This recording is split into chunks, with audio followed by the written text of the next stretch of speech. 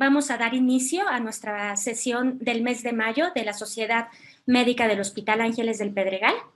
Una vez más, les agradezco a todos los que están conectados el día de hoy con nosotros. Y bueno, pues en esta ocasión el tema es sobre trauma abdominal, si el abordaje debiera de ser mejor abierto o laparoscópico. En esta ocasión tenemos como invitado a una persona muy especial, que es un cirujano que lleva muchos años trabajando en el Hospital Ángeles del Pedregal. Él es originario de Jalisco y él es egresado de la Universidad de Jalisco, en donde realizó también varios entrenamientos. Y pues bueno, el objetivo de realizar de discutir este tema el día de hoy es debido a que muchos de nosotros no nos dedicamos específicamente al trauma abdominal, pero sí en muchas ocasiones vamos a recibir en alguna ocasión algún paciente que tenga algún traumatismo abdominal. Y pues el objetivo de esta plática va a ser discutir si es viable realizar un tratamiento laparoscópico o si siempre en cirugía de trauma se debiera de hacer un abordaje abierto.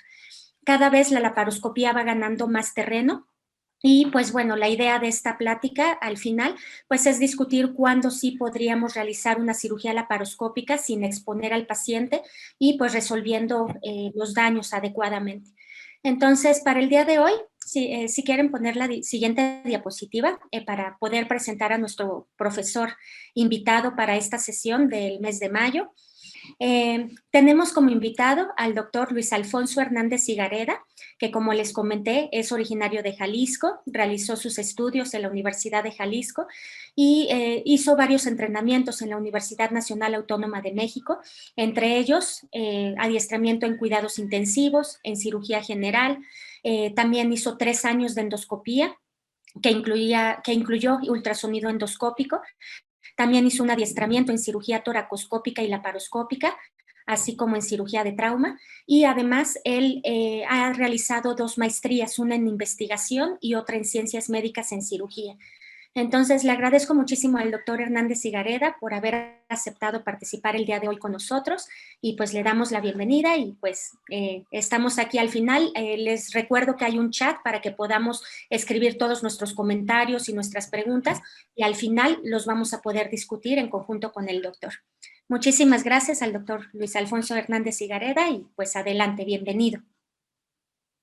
Vamos a hablar el abordaje inicial del paciente lesionado grave en urgencias, estadísticas, concepto del control de daño y escalas en trauma, indicación de la cirugía endoscópica en trauma, guías de práctica clínica y proyección al futuro. Es por todos bien sabido que el triage tiene una historia muy interesante por el cirujano de Napoleón y desde entonces él nos dejó muchos principios que hemos seguido. A mí me tocó este tipo de ambulancias que nada más tenía un tanque de oxígeno y después me tocó el estar trasladando pacientes en helicóptero. Este es uno de los hospitales donde hice mis adiestramientos. Este es Hospital Especialidad Centro Médico de Occidente en Guadalajara. Yo soy fan del ATLS. Mi primer curso fue en un lugar que existía, que se llamaba Centro Hospitalario Estado Mayor Presidencial, excelente, el doctor Luis Pérez. Desde 1989 estoy metido en esto, ya tenemos algunos añitos. Y entonces, ¿cómo empezamos? Empezamos como nos dice el ATLS. Veo aquí a grandes maestros observando la plática. Que les confieso, estoy nervioso, no porque estén ellos, al contrario, para mí ellos son un respaldo, porque además son mis amigos, sino porque la última vez con el doctor Kleinfinger nos falló la computadora y fue un caos, pero ahora la doctora Diana Gabriela Maldonado, que por cierto soy orgulloso de ella, la conozco desde R1 y nos ha dado puras satisfacciones aquí y fuera de México, y ahora es nuestra vocal en el hospital. Bueno, ella también es fan de la ATLS, y entonces es lo que vamos a hacer. No vamos a hablar más de la ATLS, vamos a hablar ahora de lo que son los estudios de imagen. Los estudios de imagen, hasta antes de los 60, se hacían paracentesis por cuadrantes, y luego vino el lavado peritoneal diagnóstico en 1960, publicado en el 61 por un cirujano pediatra, Harlan Ruth, en Texas, y lo que el parteaguas fue en el 81 la TAC. Esto es importante porque luego a veces ni revisamos la TAC, y luego vino lo que vino a cambiarnos el FAST, que era abdominal. Se cambió la letra a assessment, porque no nada más revisamos el abdomen, sino que revisamos también otras cosas. Aquí vemos el lavado peritoneal, que todavía lo seguimos usando y todavía sigue siendo útil en muchos casos. Tomografías para el manejo no quirúrgico. Aquí vemos un paciente con un gran hematoma perirrenal, pero sin compromiso de la estructura urinaria, entonces no se debía de operar. Hablando de cirugía laparoscópica, hay que recordar que al igual que lo que es el lavado peritoneal diagnóstico y al igual que lo que es el ultrasonido, puede tener falsas positivas y falsas negativas. Me tocó participar en un protocolo en los 90s en un hospital particular en el que hacíamos a todos lavado peritoneal más a través del laparoscopio para estar revisando y vimos que fuera de ninguna utilidad en general. El hematoma retroperitoneal pues va a tener una serie de tratamientos, sobre todo si está sangrando, hay que hacer distintas maniobras que sabemos todos los cirujanos, pero no es fácil hacerlo por medio de laparoscopía. Si el paciente está sangrando, menos todavía. El ultrasonido inicialmente, y revisábamos esto, que era precisamente correspondiente a los que eran los abdominal taps o las funciones, tiene mucha sensibilidad, pero a la sangre, no a lesiones específicas, y por lo tanto también tiene falsas negativas. Yo sí insisto que el ultrasonido debe saber hacerlo el cirujano. ¿Por qué? Porque el que va a llevar la responsabilidad de la cirugía es el cirujano y obvio tiene que llenar la vejiga. Estas sondas que ya no existen en unos lados, ahora existen otras que no permiten el reflujo, este lo permite, nos van a pedir llenando la vejiga y sobre lo que se necesita, a veces 100, a veces 200, a veces 300 mililitros es suficiente. Cuidado con las consideraciones éticas, conocer los planos, por eso el cirujano tiene que tener el uso de lo que se le llama la sonda de transductora de ultrasonido, mal llamada transductor, pero bueno, eso ya es lo de menos. Esta doctora, yo soy fan, la doctora Grace Rosicki, ella fue la primera que publicó esto de que había que llenar de líquido a la vejiga, porque si no puede haber muchas falsas negativas. Y entonces ella decía que una vez que el cirujano ha aprendido los principios esenciales del ultrasonido, puede crear su propia experiencia en cuanto a la extensión de la tecnología y en diversos aspectos de la cirugía. Y entonces ella decía que se tiene que hacer pues para todas las áreas, no nada más para el abdomen. Aguas, mucho cuidado. Este es un término que nos escribió un neurocirujano y hemos aprendido mucho con él, que es vomit. Así como la palabra fast está creada para que sepamos que debe ser rápido, porque antes un ultrasonografista tardaba media hora, una hora hacer el estudio. Vómito es algo despreciable que tenemos que saber que no debe suceder. Es una víctima de imágenes de la tecnología. A veces operamos a pacientes porque así lo dice el estudio de laboratorio o de gabinete. Ejemplo, aquí está una niña de 4 años que se cayó 4 metros, la exploración física negativa, pero el ultrasonido era positivo, había líquido y había que operarla. La dejamos en observación. Y otra vez el ultrasonido seguía viendo esto y la TAC salió negativa. Entonces, mucho cuidado. Son artefactos que a veces vemos. Este es un vómito en un adulto. Este era un adulto que hacía mucho ejercicio. Este es el psoas. Y entonces igual se pensó que era líquido y estaba por debajo del riñón o una colección. Hay pacientes como este que tuvo un lavado peritoneal previo al FAST y bueno, obvio se va a ver el líquido y hay que hacer un interrogatorio y preguntar si es el caso. Así como el lavado peritoneal, hay laparotomías no terapéuticas, igual puede pasar con el ultrasonido. Entonces, me di a la tarea de estar estudiando y siguiendo en el Hospital de Lomas Verdes todo un año todos aquellos pacientes que no debieron haberse operado porque estando estables hemodinámicamente, neurológicamente y desde el punto de vista respiratorio, sufrieron una cirugía. Una cirugía de trauma, como sabemos, es una gran incisión desde apéndice sifoides a sífisis y pubis, y estas llegan a cursar con problemas de adherencias hasta en un 20%. Entonces, en ese sentido, si se pueden evitar, repito, en un paciente estable, ¿por qué se operó? Me puse a revisar y el 65% de los pacientes, igual que lo que dice más o menos la literatura universal, era porque tenía datos de irritación peritoneal. Entonces, datos de irritación peritoneal no son igual a cirugía en un paciente traumatizado, sobre todo si es un trauma cerrado, porque en estos traumas contusos llega a haber un hilio reflejo que se presenta variable de 60-80% y si ustedes aprietan la víscera, pues le va a doler y va a doler a la descompresión, entonces tampoco es una indicación.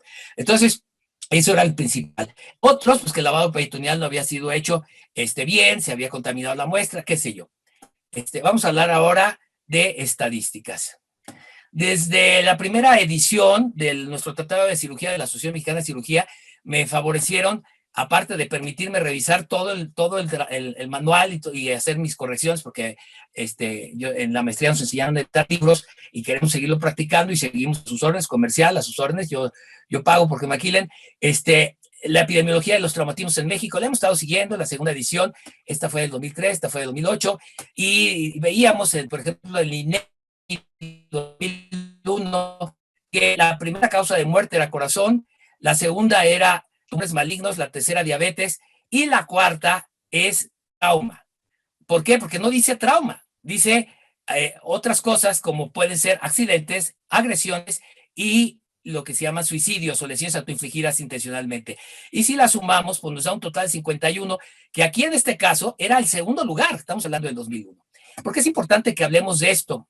Bueno, yo creo, ahora hablando del 2018, vean ustedes, es la última estadística que localicé confiable ¿cómo se llama? De México. Esta es una internacional sobre México y coincide con la que nos muestra el INEGI. Bueno, pues en estas causas de muerte, acá están, perdón, en estas causas de muerte vemos cómo la enfermedad del corazón sigue siendo el primero, apareció el COVID, que ya esperemos se vaya yendo, pero disminuyó mucho el trauma, aparentemente, vean ustedes, pero ¿por qué? Porque la gente está confinada. Ahora que vuelvan a salir a la calle, pues yo creo que podemos correr el riesgo de que otra vez vuelva a haber accidentes y todo esto. Digo, no ha dejado de haberlos, pero más todavía, y tenemos que seguir haciendo hincapié en la capacitación de los médicos a través de distintos cursos, de ATLS y de los cirujanos a través del CENCAT, que es para cirujanos que ya quieren saber algo más que se les tiene que hacer a estos pacientes. Aquí vemos cómo la roja es la de agresiones, aquí vemos la de accidentes, que es la cafecita, cómo está siempre entre los primeros lugares. Vean cómo en los jóvenes son predominantes estas, y por aquí viene la de suicidios, en la cual también aparece una que otra. Concepto de control de daño y escalas en trauma. En los cursos que hemos tenido la oportunidad de organizar a través de la Asociación Mexicana de Cirugía, hemos tenido el apoyo del doctor Mejía Consuelos, que nos ha dado talleres muy interesantes de cómo calificar a la lesión. Pareciera que lo más atrasado que hay en ciencia es la atención del trauma. Muchos han dicho es tapar agujeros. Claro que no, es lo más avanzado, inclusive más avanzado que la estadística que se usa en oncología.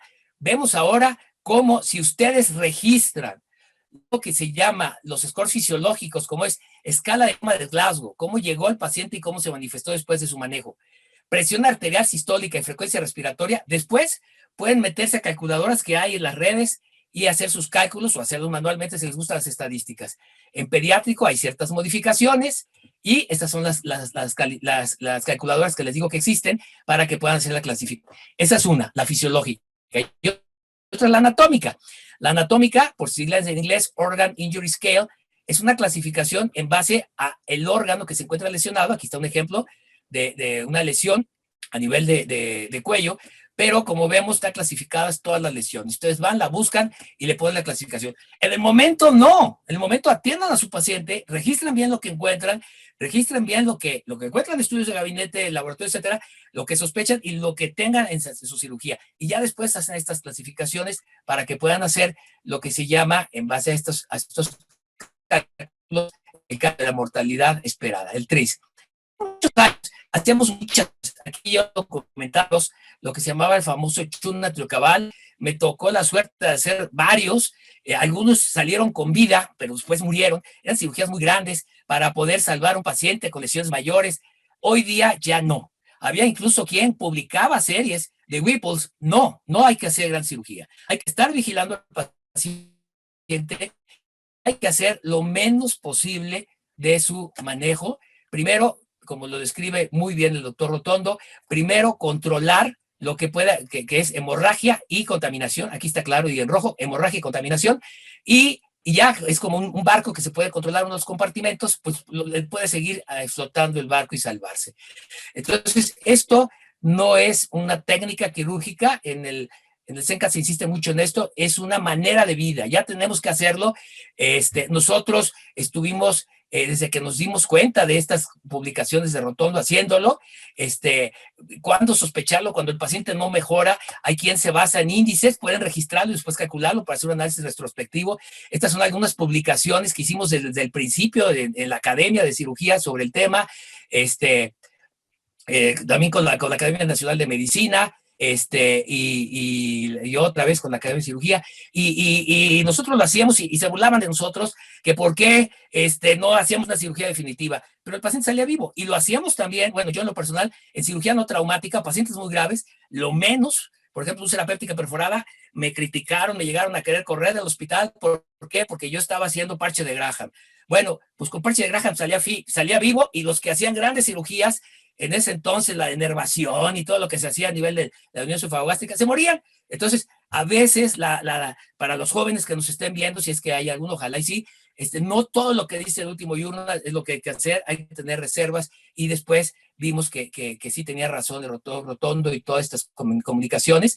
Esta es una publicación que se hizo muy famosa en Europa y la publicó, curiosamente, el doctor Maros, con otro médico en italiano, y ahí nos dice que lo que hay que hacer es pues una buena exposición, un control de la hemorragia, explorar bien. Estoy hablando de explorar bien, porque este es el principio para que sepamos qué paciente puede ser manejado como cirugía abierta y qué paciente como una alternativa probablemente endoscópica. Pero si está sangrando mucho, pues me queda claro que no. Y si no me permite una buena exposición, tampoco. ¿Por qué no me va a permitir una buena exposición si la laparoscópica veo hasta con aumento?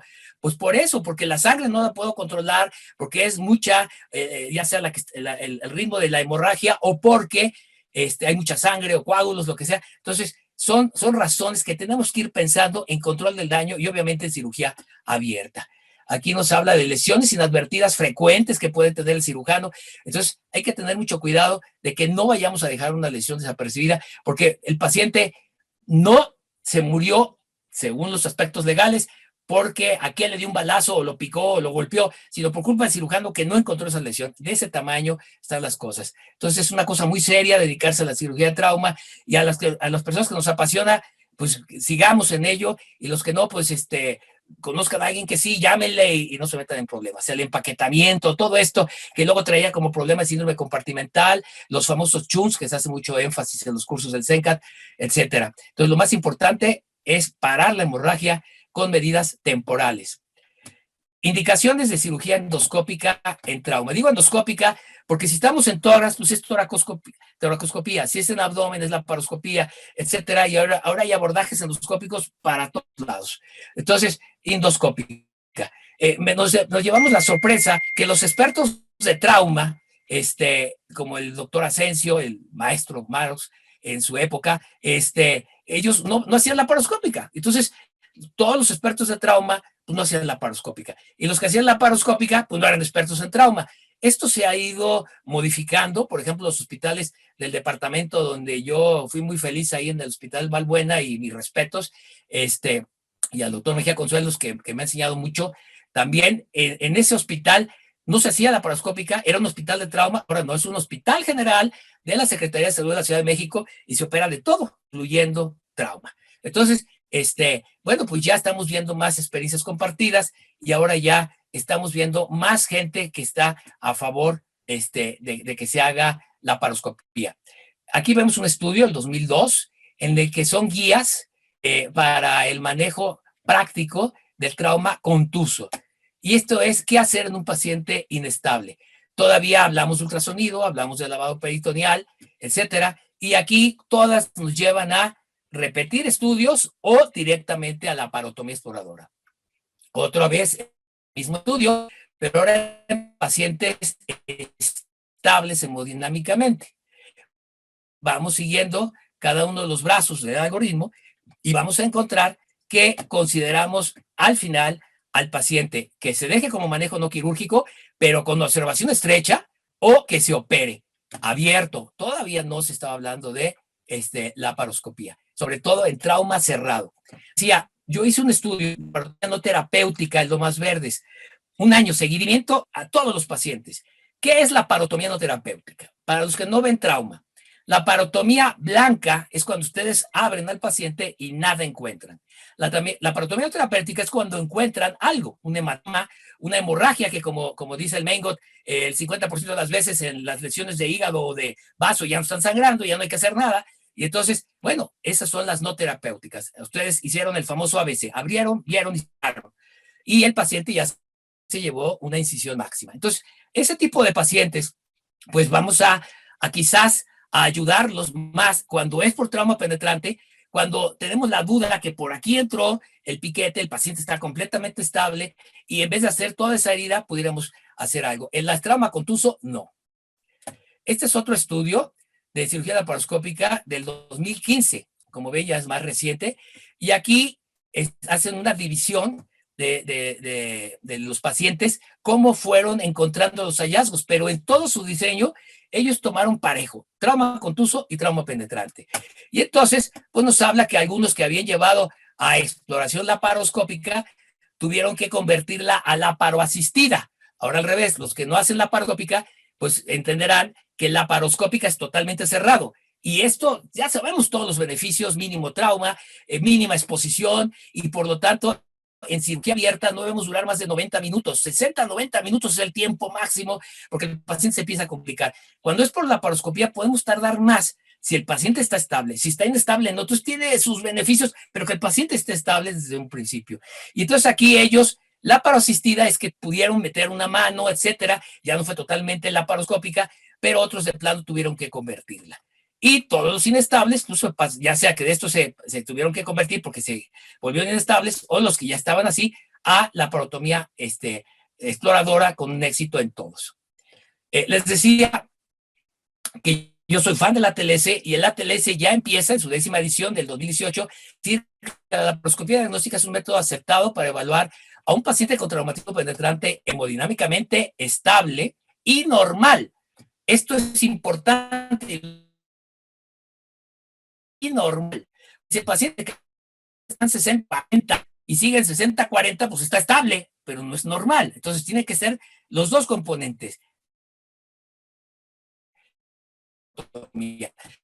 ¿Cuántos casos de gente con una barriga de este tamaño, los cuales tenían una lesión por una bala que parecía que había sido tangencial, pero cuando ya decidimos operarlo, pues hay que abrir, hay que revisar todo, y ni modo, ya se la ganó.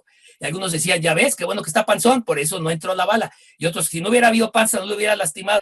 No sé, la cosa es que no sabemos y ya si decidimos operarlo, hay que operarlo. Y esos son los que hemos encontrado que pueden ser de utilidad por traumatismo penetrante, sobre todo cuando hay, ¿alguien me la cambió? Yo la cambié. Se cambió por tiempo, me tardé mucho.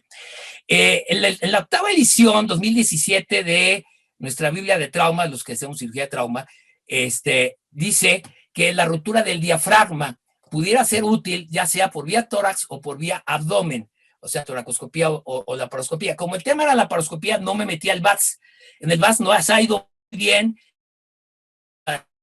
Doctora Gabriela nos invita a otra plática. Está muy interesante. Llevamos ya bastantes casos y nos va muy bien en VATS, pero otra vez con pacientes estables. Entonces, esto era lo que nos decía, que ya sea por la vía torácica o abdominal, hacer la reparación del diafragma. Sin embargo, en la nueva edición, en la 9ª, ya no están tan de acuerdo con la vía abdominal. La toracoscópica, en ciertos casos, vean ustedes el abordaje torácico de una reparación, de una ruptura diafragmática y otro caso del mismo problema, pero con un abordaje abdominal. El problema de las rupturas diafragmáticas es que pueden pasar desapercibidas y de nuevo decíamos, ahora es culpa del cirujano porque no la vio. ¿Cuántos casos? Yo aparte soy, eso no se lo dije a la doctora, soy aparte perito médico legal desde hace muchos años y son causas frecuentes que vemos en las demandas. Entonces, es algo que hay que sospechar que el paciente pueda tener ruptura del diafragma y cuando es del lado izquierdo, pues es muy fácil de ver y diagnosticar. El problema son los del lado derecho. Aquí vemos en una reparación del diafragma, otra vez, otro diafragma, con su ya cerrado, con su abordaje abdominal, y esto es una reparación laparoscópica. Podrán decir que arriesgado, ¿cómo la hiciste? Vean de dónde salió, o sea, esta no es mía, esta es de un libro. Entonces, Esto es otro problema de vaso. Esto sí lo hemos visto, no está así como está en los libros, pero lo hemos visto muy común. En los problemas de esplénicos, que de pronto nos dice, tienes que abrirlo porque tiene una laceración de vaso que está sangrando, pues lo hacemos un abordaje laparoscópico. Vean ustedes, en vez de hacer un abordaje abierto, que son las dos recomendadas, no, una laparoscópico y hacemos una hemostasia con alguna de las tantas alternativas que tenemos. Este es un caso de un paciente que iba bien y de pronto empezó a chocarse, estaba en la terapia del Ángeles del Pedregal y lo operé por la laparoscopía y miren, estaba sangre por todos lados, localizamos que era el vaso, se hizo la reparación, todos contentos. Esto es de, otra vez, ejemplos que sí nos ponía en la 8ª edición, el libro de trauma, en ese entonces se llamaba Moore, Feliciano y Marox, y la 9ª empieza con Feliciano. Aquí vemos, según una publicación del 96, los órganos más lesionados por trauma penetrante: hígado, intestino, estómago, colon, vascular mayor, y en trauma contuso, vaso, intestino, hígado. Esto es en las estadísticas americanas, estadística mexicana, en un estudio que hicimos en el hospital y otros hospitales con que hicimos un estudio conjunto, vimos que en México se presentaba mayor lesión del hígado y después del vaso, a diferencia de los Estados Unidos, pero ya no hemos visto, no he hecho un estudio cómo siga. Otra utilidad que le hemos encontrado en trauma, pero ya no en el trauma agudo, en un paciente que luego, ¿qué pasó aquí? En un paciente que luego se complica y nos hablan de terapia intensiva. Bueno, son pacientes que había pasado por desapercibida alguna perforación y hacemos ahí el control, aspiración, se hace engrapado, etcétera, y también les va mucho mejor que cuando se hace con cirugía abierta. Hablando ya de cirugía laparoscópica, en el proyecto LAP, que es un curso que tienen los doctores Chuslev, los dos hermanos como los hijos, y el doctor Vázquez, y me invitaban a participar cada año, pero ya no se ha hecho el año pasado en adelante, pero fueron muchos años de hacerlo. Se había hecho allí, por acuerdo con todos, esta clasificación. Grado 0, que no hay evidencia de hemorragia, no hay sangre, pequeños estigmas en el 1, sangre en las asas y sangre bastante en el grado 3. Entonces, 0 a 1 es la que nos puede permitir un manejo conservador, y si el paciente se inestabiliza, la laparotomía. Grado 2 o 3, laparotomía. Y solamente que el paciente tenga 0 problemas, pues podría hacerse por laparoscopía. Guías de práctica clínica. Busqué, si alguien sabe de alguna, se lo voy a agradecer, guías de práctica clínica en laparoscopía diagnóstica en trauma. Hay muy importantes estas dos, pero es no trauma. Laparoscopía guías de laparotomía o laparoscopía en pacientes, urgencias, abdomen agudo, no trauma. El hacer estas por parte del CENETEC es una experiencia muy padre. Si los llegan a invitar, se los recomiendo. A mí me han invitado desde hace varios años, varias veces. Este es un ejemplo de una de las que participé. Esto era sobre trauma de tórax, es otro tema, pero nos van llevando mucho orden, nos van acostumbrando desde un principio a trabajar en orden, lo que se tiene que hacer, a ir calificando la evidencia de los trabajos, el nivel de recomendación de los trabajos que vamos a meter como evidencia, y para finalmente llegar en alguna de las clasificaciones que vemos a continuación, que está publicada por el doctor Checkel. Entonces, ahora sí, chéquele el trabajo del doctor Checkel, y aquí vienen para que nosotros podamos saber qué tanta evidencia tienen los estudios para poder también qué tanto les podemos creer. ¿Qué proyección? Me quedan 2 minutos según mi cronómetro. Es que porque la doctora nos va a presentar unos videos, me parece genial. Ya los vi, interesantísimo. ¿Qué proyección tiene todo esto al futuro? Bueno, la realidad virtual. La realidad virtual vimos ahora que es muy necesaria con el condenado COVID. Me estuvieron llamando personas que a quien conocía, les estuve recomendando cursos del doctor Lara Olmedo y de otros médicos, que ahorita no recuerdo, excelentes. Hay que tener simuladores.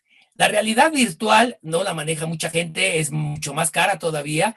Hay una doctora allá en Baja California, la doctora Gloria González Uribe, ella se ha metido mucho en esto, nos ha estado haciendo el favor de estar consiguiendo programas, lo lleva a cada congreso, nos puede hacer ejercicios. Yo creo que pronto van a llegar a México y igual que los aviadores, nos van a poner a hacer los ejercicios, tanto en simuladores o en realidad virtual, y adelante.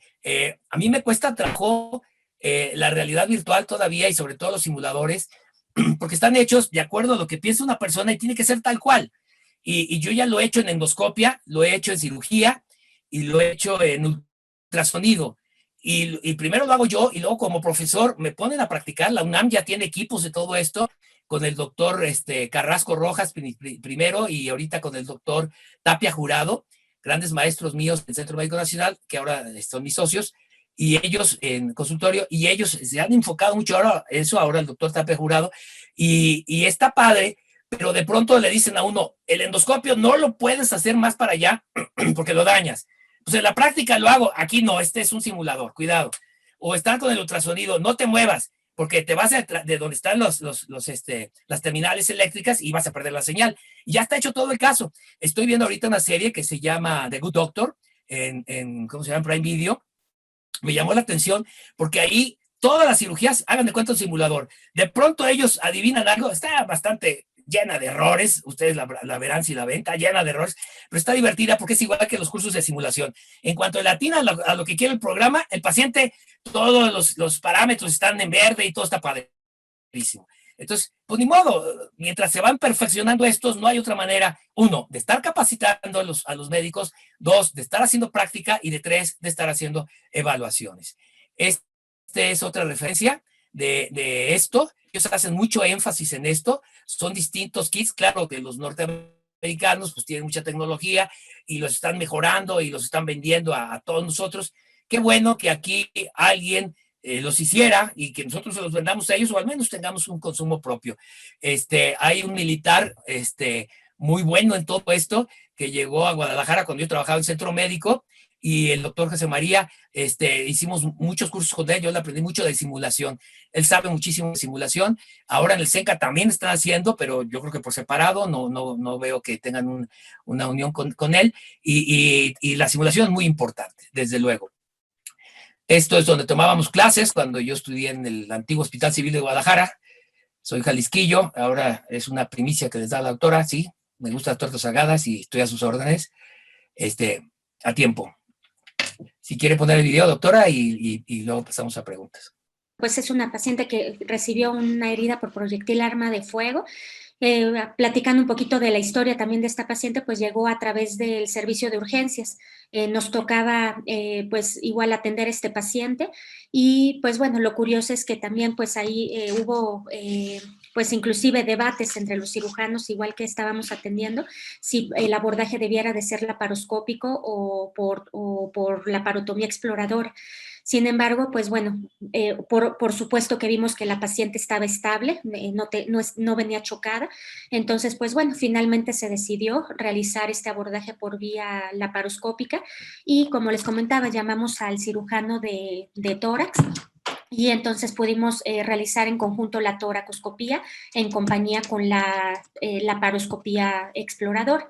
Entonces, dentro de lo que le estaba comentando, que aprendimos igual nosotros también en conjunto con el cirujano de tórax, es inclusive la importancia de saber cómo manejar las presiones intraabdominales por la cirugía laparoscópica, porque finalmente pues tenemos una perforación en el diafragma, que obviamente pues esto nos va a ocasionar una diferencia de presiones también ahí a nivel del tórax.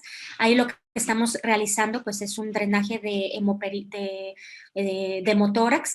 Se revisó pues igual el pulmón del lado derecho, que pues afortunadamente no tuvo ninguna lesión ni nada que hubiera que reparar. Sin embargo, pues una de las cuestiones importantes, si pueden ver, el pulmón está colapsado y eso es porque al momento de realizar la intubación, la anestesia general, se debe de hacer una intubación selectiva, que en este caso pues una intubación selectiva hacia el bronquio del lado izquierdo para poder permitir que el pulmón se pudiera colapsar y poder realizar todo este tipo de tratamiento. Entonces, pues bueno, lo interesante de este caso es la manera de abordaje que nos permitió que la paciente estuviera estable y que no tenía un sangrado importante. Afortunadamente, pues el proyectil solamente ocasionó una laceración grado 1 en el hígado, que no ameritó realizar alguna cirugía más extensa, pues si consideramos la clasificación del trauma hepático en específico, una laceración hepática, pues la podemos igual sellar muy bien con algún hemostático y controlar el sangrado, drenar el hemoperitoneo, dejar un drenaje y listo. Y pues hablando de lo que se hizo a nivel toracoscópico, pues además de realizar el drenaje del hemoperitoneo, ahí se está colocando un tubo endopleural para poder dejar colocado también un drenaje. Ese me parece que es a nivel abdominal, ahí lo que estamos haciendo es dejando un drenaje igual, no, ahí estamos a nivel toracoscópico, entonces estamos dejando igual un drenaje, pues en conjunto igual con el cirujano de tórax, que pues con la experiencia que tenía, pues bueno, pudo ver que no había necesidad de hacer ninguna otra cuestión más a nivel del tórax. Y pues lo siguiente a realizar, que es lo que viene más adelante aquí en el video, lo voy a adelantar tantito, pues era a nivel abdominal. Lo que se decidió realizar pues fue ocluir el orificio para poder hacer un vacío adecuado a nivel del tubo pleural, y entonces se colocó una malla para poder ahora sí que tapar el orificio que se produjo por el proyectil arma de fuego en el diafragma. Se colocó esta malla, que es una malla de monocril. En ese momento decidimos poner la malla que viene doble con monocril y con prolene. Se fijó con unas grapas que también son absorbibles de bicril. Y pues en la parte del hígado, lo vamos a ver ahí más adelante también, lo que se decidió hacer pues fue colocar un polvo especial hemostático para poder realizar una adecuada hemostasia a nivel de la laceración del hígado. Y pues bueno, con esto, ahí está el hemostático. Con eso, pues bueno, nosotros quedamos tranquilos de que ya no había un sangrado agudo.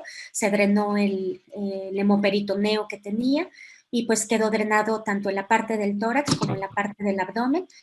Y pues obviamente se dio un seguimiento con monitorización muy estrecha a la paciente, y afortunadamente se pudo egresar. A los 2 días, 3 días ya estaba comiendo y la paciente estaba perfectamente bien.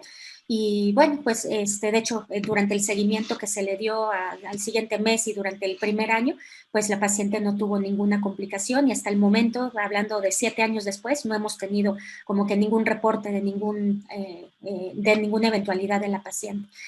Entonces, la conclusión de presentar este video en conjunto con la plática que nos dio el doctor es que siempre tenemos en algunas ocasiones algunos pacientes que nosotros pudiéramos resolver de manera laparoscópica, pero por supuesto que tenemos que elegir bien a los pacientes y saber en qué momento, si el paciente está estable, debemos de tener conocimiento en cuanto a las presiones y lo que nosotros manejamos para poder resolver esto laparoscópicamente, si es que se tiene la habilidad y tenemos las herramientas suficientes, y sobre todo pues que no dejemos perder tiempo importante para el paciente y no exponerlo a un mayor riesgo, no exponer al paciente.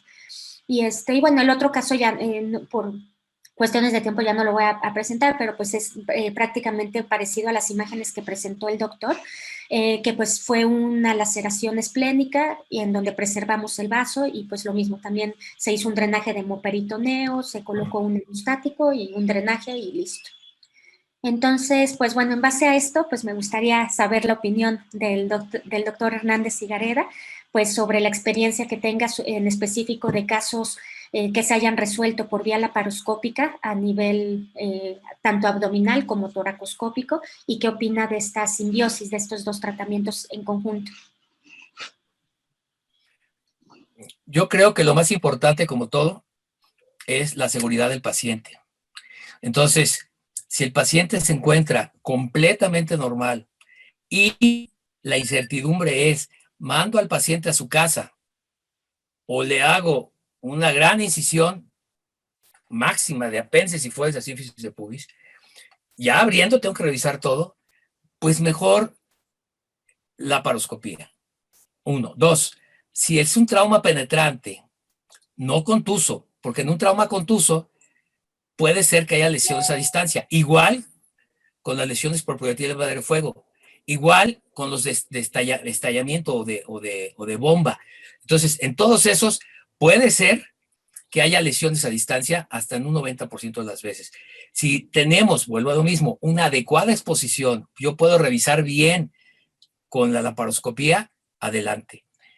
Hay que tener ciertos principios. Por ejemplo, hay que levantar todo el intestino, hay que usar pinzas intestinales. Yo no las tengo, no se puede hacer el procedimiento. Si yo uso instrumental que no es el adecuado, voy a ocasionar una perforación, va a haber algún problema. Si es un trauma contuso, que el paciente tiene un gran hilio y no me permite ver, no. Por eso donde mayor éxito ha tenido es en pacientes con traumatismo penetrante bien localizado, que se encuentran desde un principio completamente estables. En lo personal, les decía, cosas que no he leído, pero los he visto, a quienes mejor les va es, uno, aquellos pacientes que, como el caso que vimos ahí y que comenta la doctora, de pronto se encuentra que se pone mal y era una lesión de vaso mínima que se puede controlar, o de hígado, pero sobre todo de vaso. Dos, aquellos pacientes que ya dijimos con trauma penetrante completamente estables, que se pensaba que había algo y se vio que no. Y tres, aquellos pacientes que han sido ya operados, si ustedes quieren, o no fueron operados del abdomen, fueron operados de la cabeza, otra cosa, están en terapia muy graves, y algo no funciona bien. Se hace una revisión por la laparoscopía diagnóstica y una de dos, se termina por la laparoscópica o videoasistida, o se abre el paciente. Pero ya también las mismas incisiones ya no son tan grandes, ya son menores y menor el trauma porque ya sabemos bien en dónde está el problema. Esa es la experiencia que yo tengo y lo dejo a su consideración.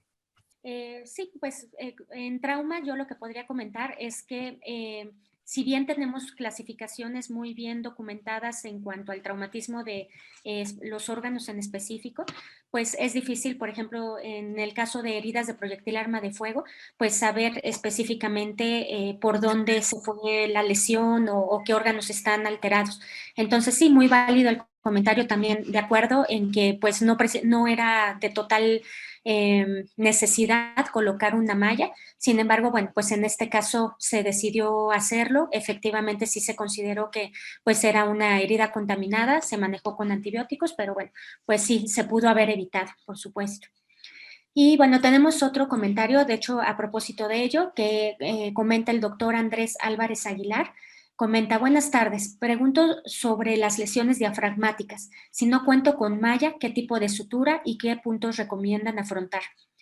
¿Alguna experiencia tiene usted, doctor Hernández Higareda, para reparar el diafragma con puntos y que no se coloque una malla? Sí, claro que sí, muchas gracias. Muy buena pregunta. Y quiero aprovechar para contestarle al doctor Fernando Hernández García. Él es uno de los meros ahí en el curso ese que les comentaba del CENCAD. Y le quiero comentar al doctor que hay un pensamiento que leí por ahí, que el que tiene la oportunidad de tener de pronto un medio enriquecido de alguna cosa, tiene la obligación de compartirlo. Les decía yo que no encontramos, a propósito de esta tarea que me dejó la doctora Diana Gabriela, no encontramos, digo, encontramos porque tengo jóvenes que les pedí también que buscaran, y encontraron cosas que parecían, pero como tal no, y menos en experiencia mexicana, unas guías como tal de la paroscopía contra la parotomía. No tanto porque estemos pensando, yo era un emocionado de que todo se tenía que hacer por la paroscopía, ahora soy, y después si me invitan les platico, un convencido de usar endoscopia en control de daños. Es otra cosa que no he visto en ningún lado, y en México, Estados Unidos no les gusta, y en Europa lo he presentado en mi trabajo y les encanta, así que está a sus órdenes quien lo quiera para que lo veamos. La mínima invasión sigue siendo para mí importante. En ese entonces yo no dominaba, bueno, creo que ahora lo domino un poco más que antes, al ultrasonido. El ultrasonido ha venido a cambiar las cosas, a no tener que hacer la laparoscopía diagnóstica ni la toracoscopía diagnóstica. El ultrasonido en toras lo hacíamos, y es una maravilla en toras, y en todos lados hay ventanas y se puede aprovechar. Entonces, hablando de la pregunta que me acaba de decir ahorita, digo, nada más para decirle al doctor Fernando, que ojalá él, el grupo del doctor Mejía, el grupo de gente que está con un medio enriquecido y todo eso, hicieran un trabajo al respecto y a publicarlo para que la gente que tiene la cosquilla ya sepa en dónde consultar la información, sobre todo en medios mexicanos. La pregunta de experiencias que hemos tenido, les decía, y vuelvo al punto y me parece que es bueno que lo aclaremos. La duda en un principio era si era mejor, por ejemplo, un lavado peritoneal diagnóstico era una maravilla, pues mejor si veíamos, no nada más el lavado. Y ese trabajo lo hicimos a manera de refrito, lo habían hecho a Estados Unidos, el doctor Sabino. Bueno, pues nosotros no encontramos nada superior. Encontramos que es mucho mejor el ultrasonido. Y ya habíamos dicho, hay casos en los que todavía se necesita hacer un lavado peritoneal. El ultrasonido tiene dos enemigos muy grandes que no los mencioné: el aire cuando un paciente tiene peritoneo, cuando un paciente tiene neumotoras, cuando un paciente tiene un gran hilio, es un gran enemigo. Y dos, la grasa. Esos que están muy gorditos, no sirve el ultrasonido. Perdón, pero no es cierto que sirve. Son 3 causas de operador dependiente. 1, el paciente. 2, quien hace el estudio. Y 3, el equipo. Hay unos equipitos que no se ve gran cosa y otros que es una maravilla. Pero necesitan las 3 cosas cuidadas. Entonces, yo creo que ahí es donde la laparoscopía, para mi concepto, perdió mucho terreno, porque se puede hacer mucho mayor diagnóstico con ultrasonido y allí y con el cirujano. No sé si con eso ya respondí la pregunta de que mi mejor experiencia ha sido como terapéutica de la laparoscopía. Y como terapéutica es pacientes, como ya mencionaba el doctor Fernando, que están completamente estables y normales, y si la TLS normales, porque si están 60-40 desde que llegó, pues es una presión de pulso de 20, está chocadísimo, ¿no? Normal su presión, normal acá, todo normal. Bueno, en esos pacientes, como él bien decía, pacientes que yo puedo darle un manejo no operatorio, pues le puedo hacer un manejo laparoscópico con mucha, eso sí, mucha mayor ventaja que abrirlo todo. Eso es lo que yo concluyo. Así es. Hablando de la pregunta, igual que comentan sobre que si no se tiene malla, ¿cómo podrían cerrar las lesiones? La malla, perdón, la malla. Hay que tener mucho cuidado, por ahí corre el nervio frénico, que no se haya lastimado y estar muy al pendiente. A veces no está lastimado, pero nosotros lo lastimamos. Y entonces hay que tener mucho cuidado. ¿Cuándo lo lastimamos? Al hacer el abordaje, al hacer el cierre, la plastía, la resección del segmento quemado, como decía el doctor, y la plastía, o porque no nos dan el tejido. Normalmente esos pacientes hacen adecuada función pulmonar, expansión pulmonar, inclusive con defectos más grandes. Yo coincido que yo soy temeroso de poner las mallas porque luego hay mucho problema. Hubo una época, doctora, se acuerda, cuando se ponían muchas mallas, pero ya hoy día se ha cambiado esto.